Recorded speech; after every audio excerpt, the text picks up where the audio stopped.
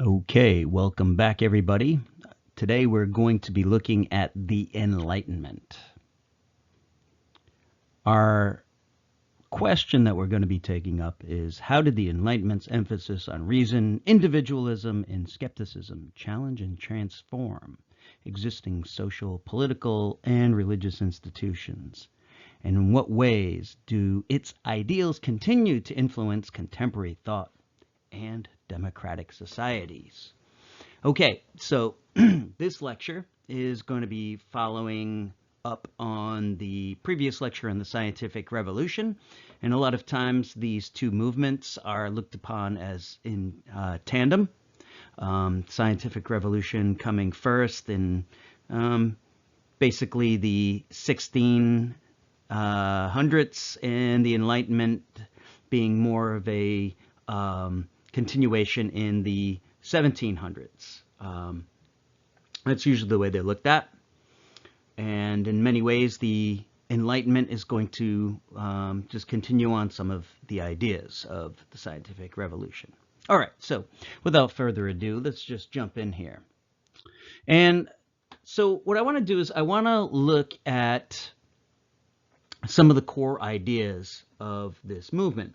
And so essentially what the Enlightenment is going to be an intellectual and philosophical movement that was very influential in the 18th century. It's often associated with the 1700s. And some of the important key concepts are going to be reason. And we've talked about reason in our previous lecture on the scientific revolution, on individualism, particularly individual rights, skepticism, which is something we saw as a major component of the scientific revolution, and particularly skepticism toward tradition and traditional doctrines. Okay, so as I mentioned, the Enlightenment follows upon the Age of Reason, or the Scientific Revolution, as it's sometimes called. It really sets the foundation for modernity.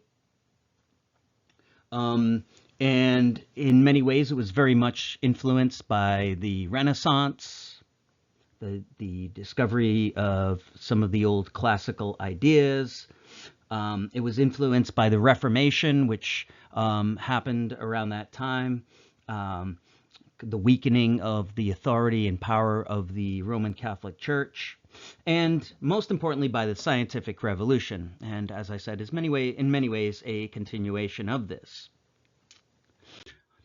One of the most important concepts to come out of the Enlightenment is an appreciation and an advocacy for freedom, for democratic ideals in some ways, and as that these ideas were somehow going to be beneficial and better for society. The Enlightenment tended to challenge ideas that were popular in the 17th and 18th century, like absolute monarchy, divine right of kings, and the unchallenged authority of the church. And so all of these ideas are going to come under heavy scrutiny. All right, so at the heart of the Enlightenment was this belief in reason and experience. All right, so rationalism, or reason, is the primary source of knowledge. If we are going to posit something, if we're going to say that something is true, then it needs to have gone through a rigorous process. All right, and we talked about the scientific method in our last lecture, and how this was a way for determining whether something was true. Things shouldn't be just taken on the basis of authority. Okay? And alongside of this is empiricism. We talked about empiricism. It's a fancy word, but it basically means using your sensory experience. All right? So observing and experimentation are all linked to this idea of empiricism.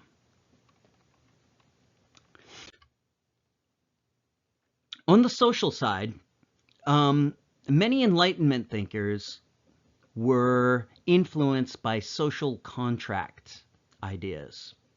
All right. And we talked briefly about the social contract. I don't expect you to remember it, but when we were talking about the English Revolution, we talked about John Locke. And John Locke is considered one of the core thinkers of not only the scientific revolution, but also the Enlightenment. And his social contract ideas were very influential. All right. And basically, like Locke, a lot of Enlightenment thinkers tended to view humans' natural state as free. All right. So at some point in the past, people speculated that humans must have been free before there was a government, and that people only accepted curbs and restraints on their power because they thought that they would get greater protections, like more freedom, freedom from attack, that the purpose of a government wasn't for the benefit of the king or the nobles, but the purpose of the government was to protect people's lives, their liberties, and their property. You may recall I mentioned that with Locke. Okay, and other Enlightenment thinkers are going to pick this up. Now, something that was developed during the Enlightenment was a model for how to achieve this, and this is thanks to a French philosophe or thinker named Montesquieu.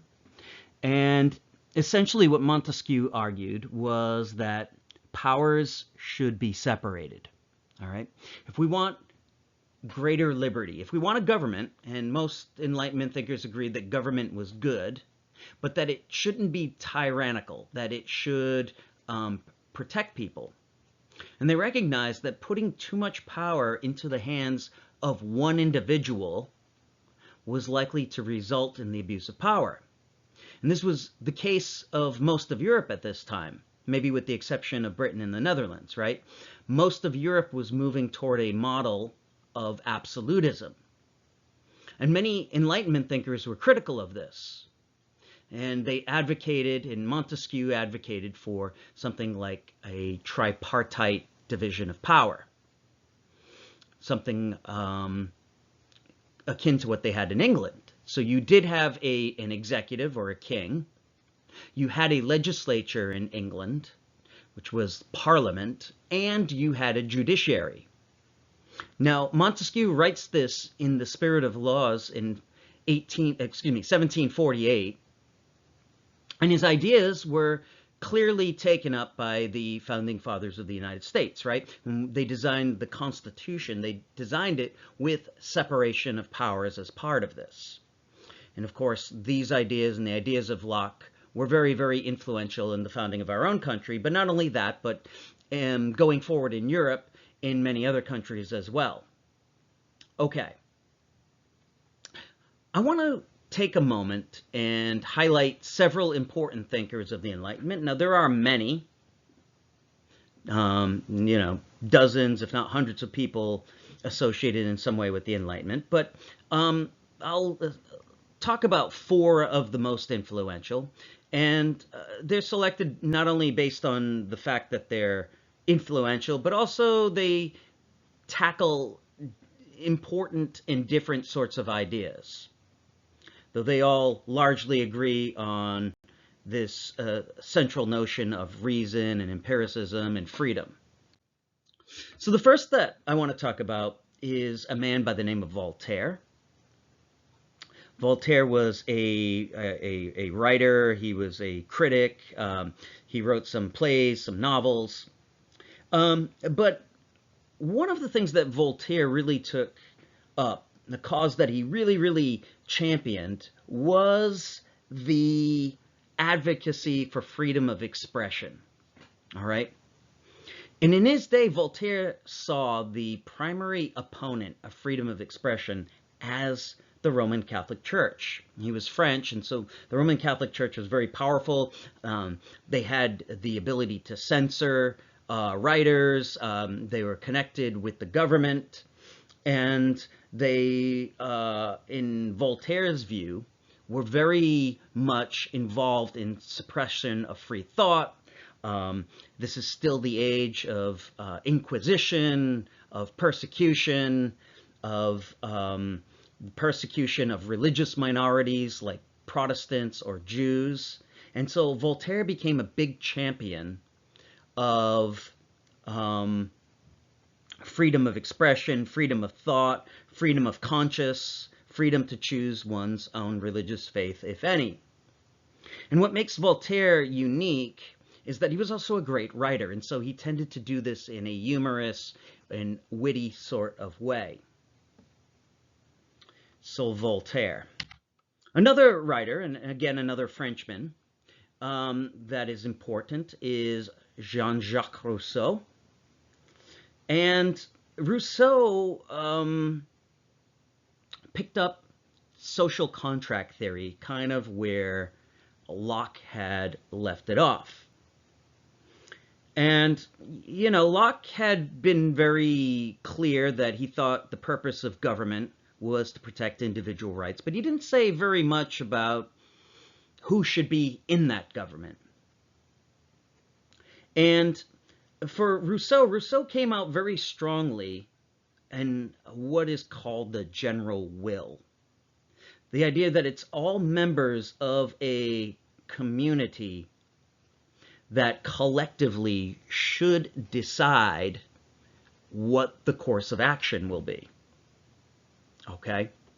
And so this may sound a lot like democracy, and oftentimes Rousseau is credited with being the father of modern democracy. In other words, that the will of the people, the will of the majority, is what is ultimately sovereign. Okay? And so in the Middle Ages, typically kings were referred to as the sovereign. In certain places, maybe the king and the nobles were the sovereign. But Rousseau comes out very strongly on this idea that it's actually the people, the citizens of a particular community who are sovereign. And so Rousseau is regarded as a pretty radical thinker based on this and some other things that he mentioned, which we won't go into at the moment. Okay, another important thinker, and again another Frenchman. If you haven't guessed, the Enlightenment is not exclusively, but is largely a French project. It's inspired by the English. It does have other folks in it who are not French, but its epicenter was France, and in Paris in particular. And Diderot, Denis Diderot, is another important Enlightenment thinker. And Diderot is important not so much for his revolutionary ideas like Voltaire or Rousseau, but he's important because of a project. Diderot began a project of creating an encyclopedia. You may say, ooh, an encyclopedia. Was he the first one to do an encyclopedia? No. But his encyclopedia was groundbreaking and revolutionary in a few ways. Most importantly, his goal was to bring together all of the new knowledge that had been emerging over the past century. So, we're talking scientific knowledge like from Galileo and from Newton, some of the works of the Enlightenment thinkers, or philosophes as they were called. to bring these ideas together. And basically modern knowledge that had now gone through a rigorous process, a critical process based on the scientific revolution, and that this knowledge would Diderot saw this as being incredibly liberating. If everybody could have access to this new science and this new way of thinking, Diderot believed that we could really change the world. All right. And it was financed in a unique way. Traditionally, you would have a churchman or a noble or a king finance an encyclopedia publication or a book publication, because these things were very expensive. But Diderot actually did it through subscriptions. There was enough of a middle class, there was enough of a reading public by the time we get to the 18th century that people actually put up money in advance and were gifted or given, bought, first edition copies of this encyclopedia. And so its funding, it was crowdfunded, so to speak, which was revolutionary. Okay. The last individual that I want to talk about is a very, very influential individual. He's an Englishman, and his name is Adam Smith. Adam Smith is regarded as the father of economics and an important Enlightenment thinker. Okay, so one of the things that we've talked about with the Enlightenment is this idea of freedom. All right. Sometimes these ideas of freedom are associated with the ideology of liberalism. Okay, so guys like Locke are regarded as the father of liberalism, these early Enlightenment thinkers. Comes from the Latin word liber, or free. And what Smith was credited with, not aside from creating the discipline of economics, is he's credited with this idea that the economy will work best when individuals have the greatest amount of freedom.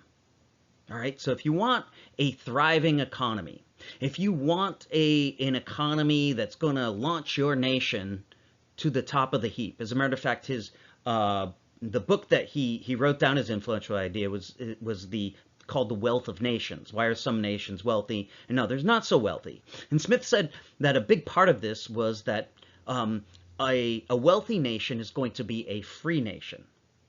In other words, it was an idea that the government shouldn't be involved in regulating the market very much. The government had a role, but it was a very small role. All right? And part of this was a reaction to what had been developing during under a lot of these absolutist governments. Several lectures back, I mentioned that oftentimes kings, to raise money, would give certain merchants a monopoly. They would sell a monopoly, and so the king got some money out of it. The merchant got some money out of it, and so they were both happy. And so you may say, well, what's wrong with that then? If, the king gets something, the merchant gets out. What Smith argued is that if you only have one person that has a monopoly, whether it's given by the king or somebody else, that means that the consumer is going to suffer. That the market would be better served that if, the person who can get the product out to the market at the lowest possible price. Right? As consumers, this is what you want. You don't want one company or one individual or one entity having a monopoly on the distribution of something. And so Smith, contemporaries at the time, and even today, people argue like, well, this will lead to all sorts of problems and you have to have regulations. And Smith wasn't against all regulations, but he was very much a believer that things should pretty much be left alone. All right. And so one of the phrases that he uses is a French phrase called laissez-faire. In other words, leave it alone. Don't touch it. Let people engage in business. Don't regulate them if you don't have to. And one of his ideas was the idea of the invisible hand. This idea that when people are pursuing what makes them happy, if they pursue their own self-interest, that not only are they happy and freer because they're doing what they want to do, but they tend to produce things at a lower cost. Competition between people drives down the cost of things, and this will ultimately bring prosperity. Okay.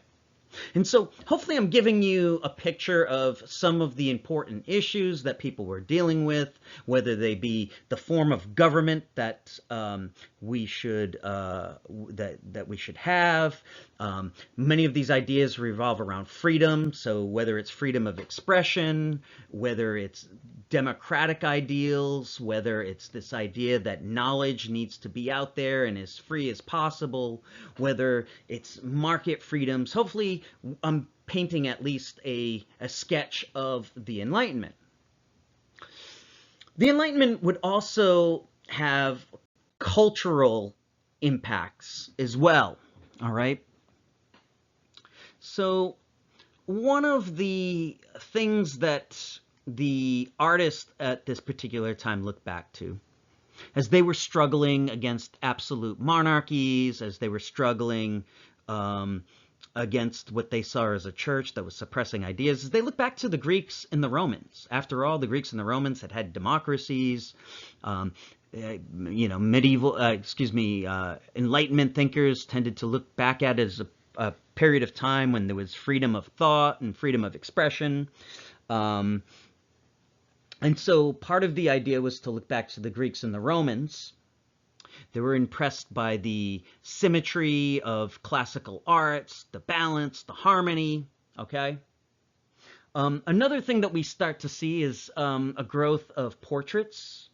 And this reflects this idea that individuals and individualism is something to be celebrated. So we see more portraits.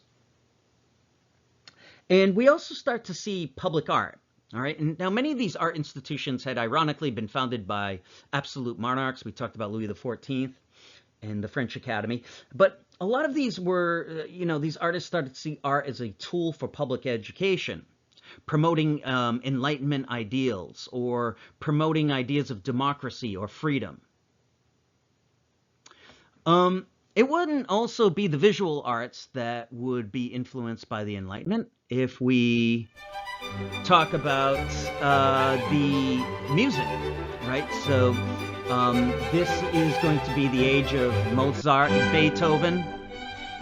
And so we get a lot of these folks who are influenced by these ideas. And again,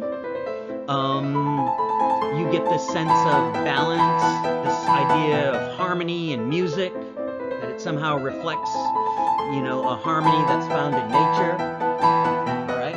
And so whether it's in art or in music, the Enlightenment and some of its principles were going to have a profound impact.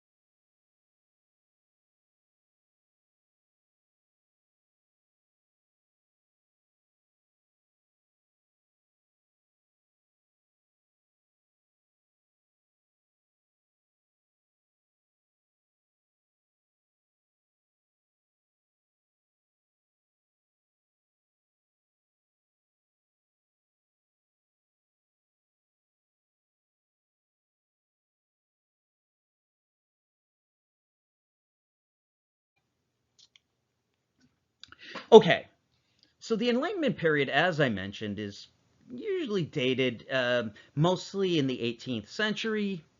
I've heard dates of like 1715. That's the year Louis XIV died. Some people put its origins back a little bit further, but generally the cutoff point for the Enlightenment is the French Revolution. And this makes sense because the Enlightenment is going to directly inspire some of the events that are going to happen not only in America, but also in France. The ideas that were fostered during the Enlightenment of liberty, equality, and fraternity are going to catalyze some people to begin to shake up the government of France and in other places. The American Revolution is obviously going to be inspired by it. We've seen that already. The constitutional ideas, Declaration of Independence. And so these ideas are going to make their way into the public, and beginning in the late 18th century, they're going to start to be put into practice. All right.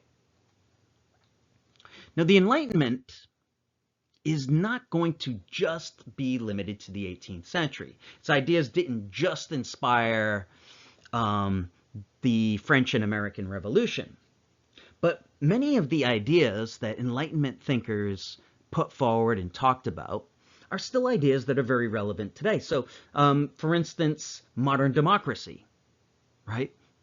All across the world, nations are grappling with either trying to become democracies or maintain democracies. And many people today see democracy as a noble and worthwhile ideal. Human rights is another one, right?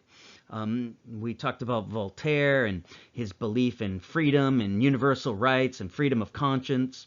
Many of these ideas start in the Enlightenment, but these are ideas and a project in some ways that still ongoing today. All right. Government, right? Many of the ideas that the Enlightenment thinkers put forward are debated today. Checks and balances, democracy. These are all still very relevant. And then also the Enlightenment's emphasis on science and rationality. Right? That public policy and societal groups should be driven in some ways by data. They should be driven by reasonable principles, by science to the degree that they can. These are all ideas that are very relevant, but which get their start in the Enlightenment period. Okay, so this is what I'd like you to do. I'd like you to answer this question: how did the Enlightenment's emphasis on reason, individualism, and skepticism challenge and transform existing societal, political, and religious institutions? In what ways do these ideals continue to influence contemporary thought and democratic societies today? All right, so answer those questions, and I'll see you next time.